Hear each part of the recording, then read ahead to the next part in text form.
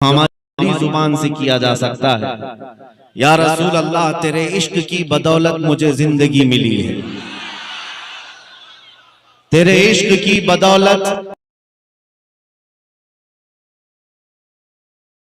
مجھے زندگی ملی ہے، میری بات بن گئی ہے تیری بات کرتے کرتے۔ سبحان اللہ۔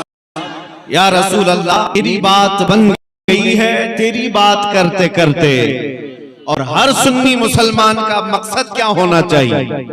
یہاں حاضر جتنے ہیں وہ سب یہ سن کر کے جائیں، ہے جو زندگانی باقی یہ ارادہ کر لیا ہے جو زندگانی باقی یہ ارادہ کر لیا۔ یا رسول اللہ تیرے منکروں سے آقا میں مروں گا لڑتے لڑتے۔ کیا بات ہے، زندہ باد زندہ باد۔ تیرے منکروں سے آقا میں مروں گا لڑتے لڑتے۔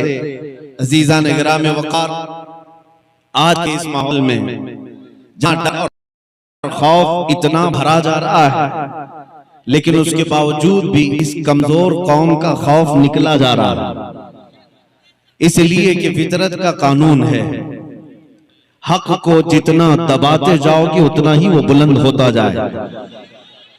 سال بھر پہلے یا 2 سال پہلے اتنے نعرے لبیک کے نہیں گونجتے تھے، لیکن بعض کتے بھیڑیے میدان آئے جنہوں نے میرے آقا صلی اللہ تعالیٰ علیہ وسلم کی عظمت پر انگلیاں اٹھانی شروع کی۔ پھر کیا تھا کہ ہم نے ہندوستان کے مشرق و مغرب مال و جنوب کو دیکھا، بوڑھا جوان کیا ہر بچہ بھی پکارنے لگا یا رسول اللہ میں آپ کے لیے حاضر ہوں۔ مطلب کیا ہوتا ہے لبیک یا رسول اللہ کا؟ اے اللہ کے رسول میں حاضر ہوں۔ کس بات کے لیے حاضر ہوں؟ صرف حاضری دینے کے لیے نہیں، مجھے اس بات کا یقین ہے رات کے 12 بجے کوئی نیتا آئے اور اتنا بڑا مجمع جمع کے دکھائے۔ ہو سکتا ہے 100 روپیہ 200 روپیہ 500 روپیہ میں تم جمع کر لو گے الیکشن کے ماحول میں، لیکن یہ جو سنیوں کا مجمع ہے یہ نوٹوں کے لیے نہیں آیا ہے، اپنی گردن مصطفیٰ کے قدموں میں نچھاور کرنے آیا ہے۔ ہر ایک کا یہ جذبہ ہوتا ہے۔ میرے عزیزوں، میں آج ہی آ رہا تھا، اس سے قبل بھی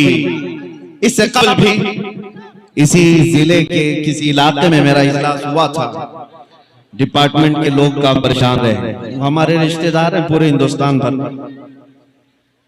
وجی میاں صاحب بھی فرما رہے تھے، باضابطہ طریقے سے کچھ لوگوں نے ہماری امیج ایسی کریٹ کی ہے۔ میں آج آپ کے اس علاقے میں آ رہا تھا تو کچھ لوگوں نے مجھ سے یہ کہا کہ آپ بار بار یہاں جانا تھوڑا سا کم کر لیجئے، یہاں پر ایک بہت الگ قسم کا راج ہے۔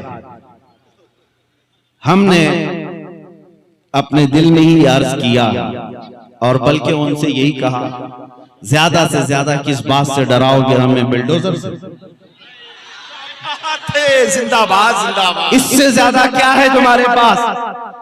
لیکن اللہ کی قسم جو حقیقی مسلمان ہے وہ بلڈوزر کے دانتوں سے نہیں ڈرتا، جسے یقین ہے کہ میرے پاس بازوئے حیدر کرار،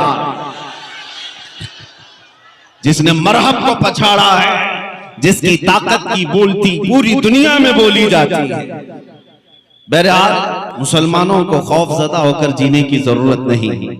بریلی کے امام نے 100 سال پہلے ہمیں پکار کر کہا تھا خوف نہ رکھ رضا تو